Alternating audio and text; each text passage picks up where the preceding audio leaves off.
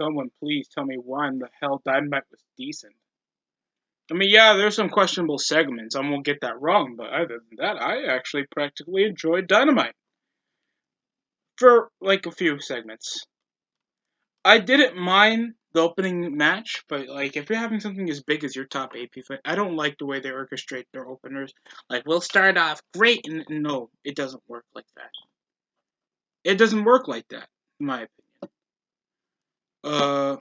But Penta Zero Miro faced off against Cody Rhodes. This is over opening segment that ended up with a personal attack involving Penta putting Cody's future, Cody's daughter in his mouth, ending in a big brawl, and this is the confrontation. This doesn't take a few weeks. It takes like literally just 1 week. Decent counters into the figure eight. He pulled him over in the middle of the ring. There was a Cody cutter. This time it was not botched like it was in the ladder match. Average back and forth. I like the technical ability. I don't know when they're ever gonna break up the Death Triangle because I understand you can still keep the team but let them do separate stuff. I'm okay with that, but it just feels like they're already singles competitors. We don't have much because you guys like wasted them in the tag division because you guys already fluctuated with mismatched tag teams getting more title opportunities on pay per view than the actual legit tag teams. They have a ranking system for. It's so dumb, but other than that, match was pretty okay. Figure eight ended with Penta getting pissed off, then attacking the injured shoulder of Cody. That was practically it. I can go into further more detail. QT Marshall was coming in. He didn't even try to attack Penta after they were running off. So it's like I don't give a shit that QT Marshall is trying to separate himself from the Nightmare family.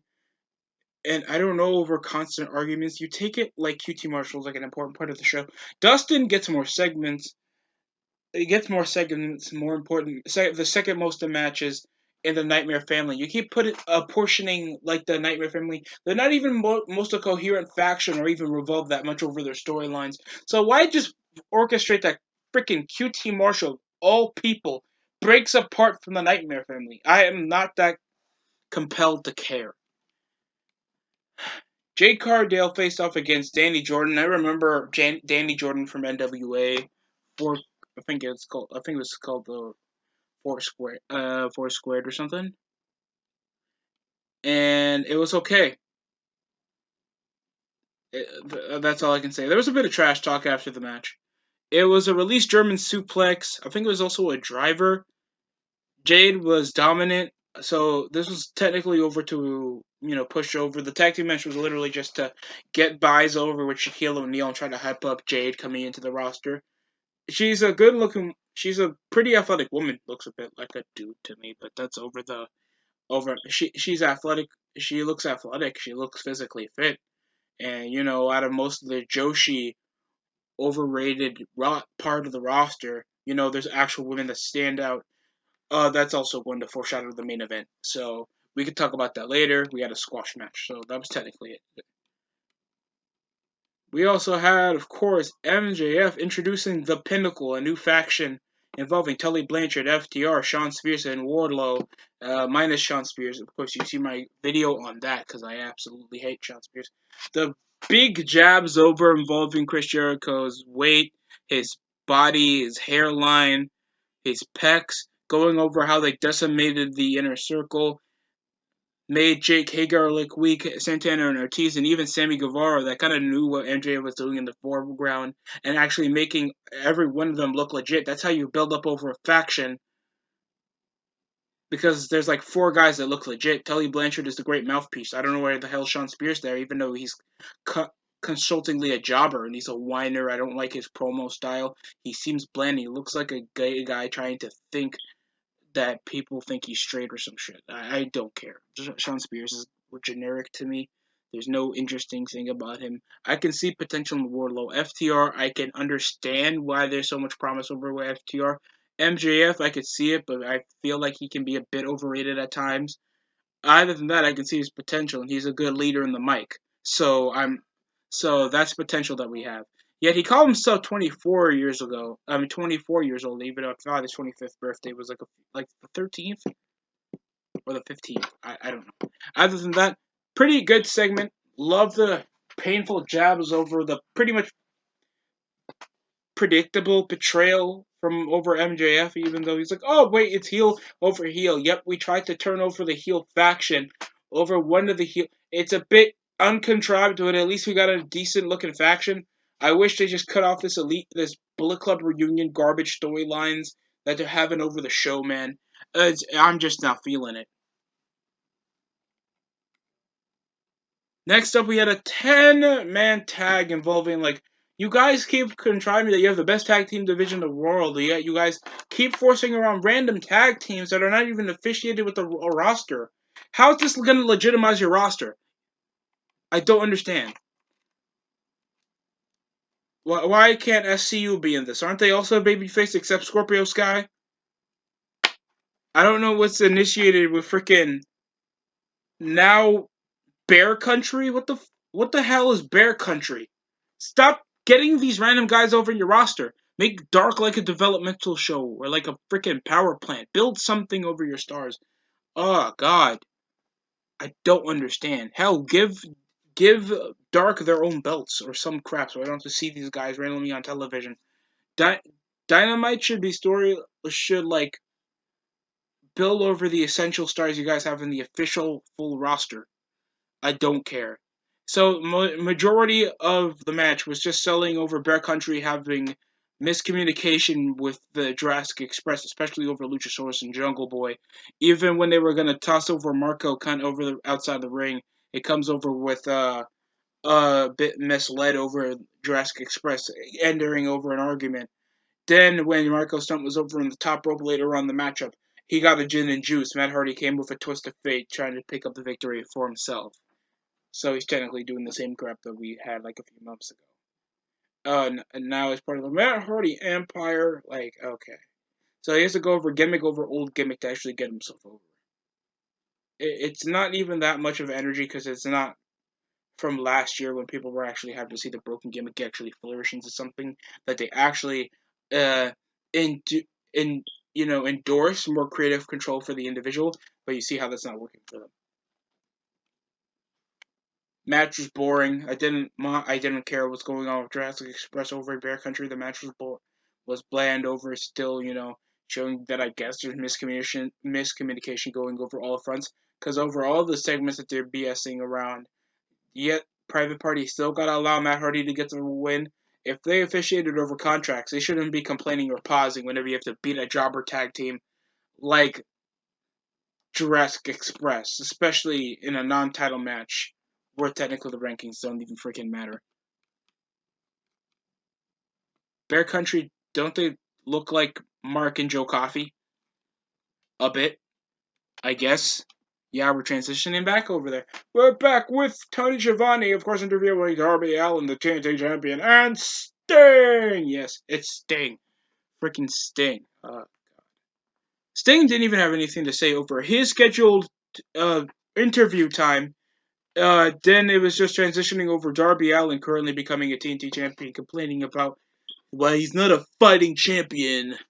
Like, you're supposed to be some crazy stunt man and the hot topic skinny toothpick weirdo.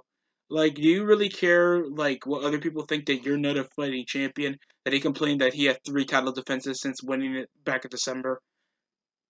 Like, I thought it was gonna be storyline wise that you're gonna put your title on the line. Stop winding up because they're babyface. They should make you the anti-hero.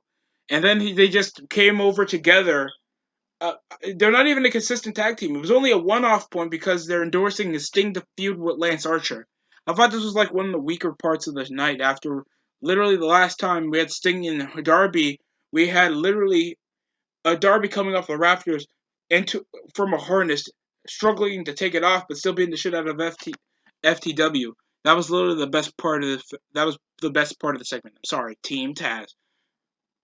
And it ended with Lance Archer yet again threatening Darby Allin to take the TNT title away from him. He then came around just issuing an open challenge to face off against the greatest ENT champion in the world.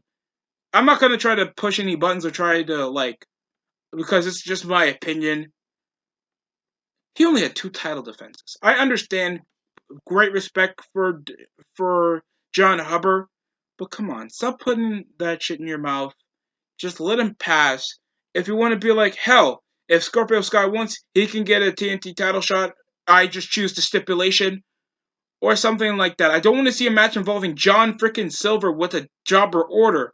I don't care with the joke order, with the dork order. I don't care. It's ridiculous.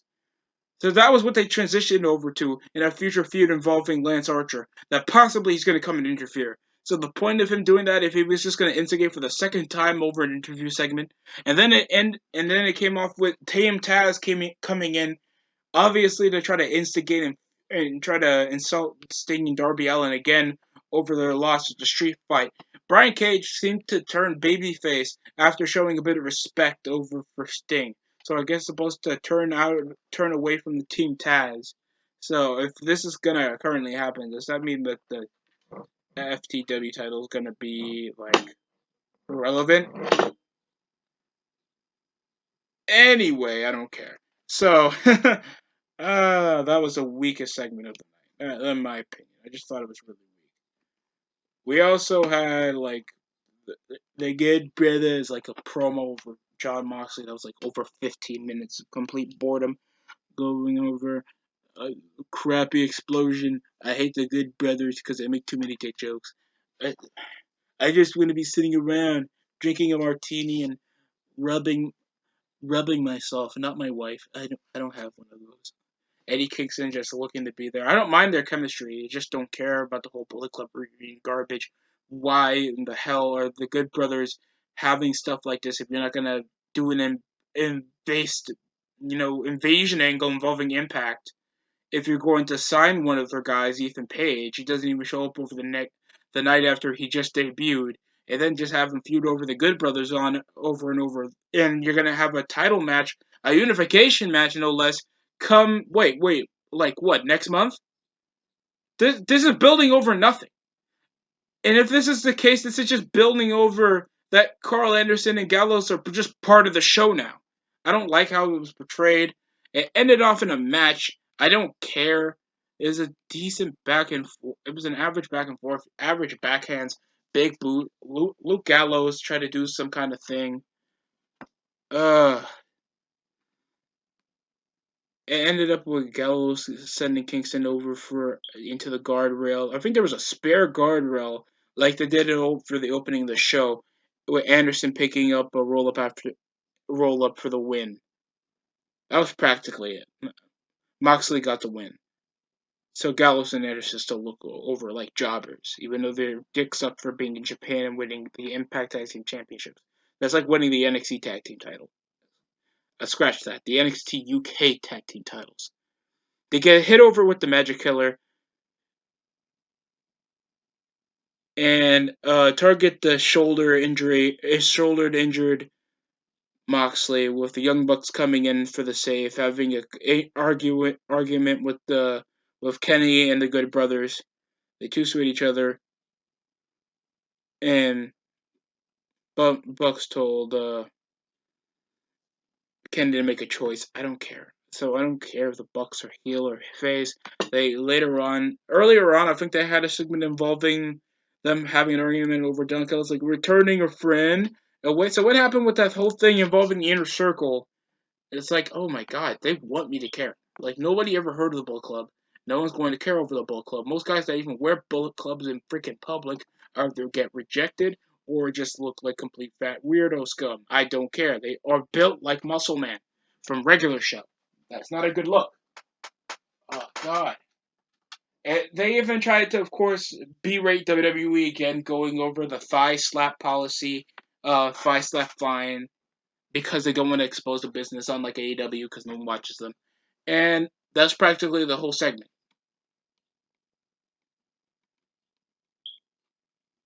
Then we had Angelico job out to Ray Phoenix. Why? I mean, I don't really care. I thought Ray Phoenix and Pac has a future tag team title shot, so I think that's going to be a build over for next week after they literally just won a battle royal on pay per view. And it was just a few kicks.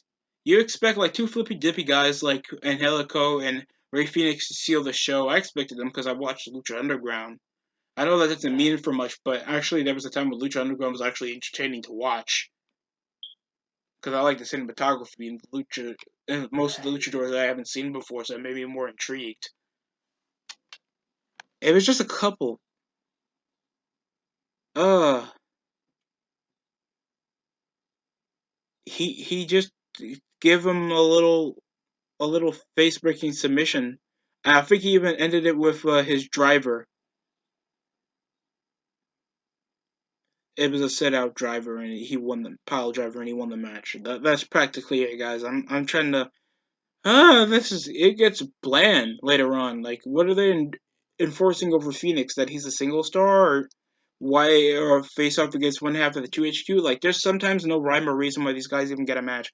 If it's for a win loss record, I don't care because they don't bring more emphasis into those matches anymore. Uh, Next up, we of course had our lights out unsanctioned match set for one fall.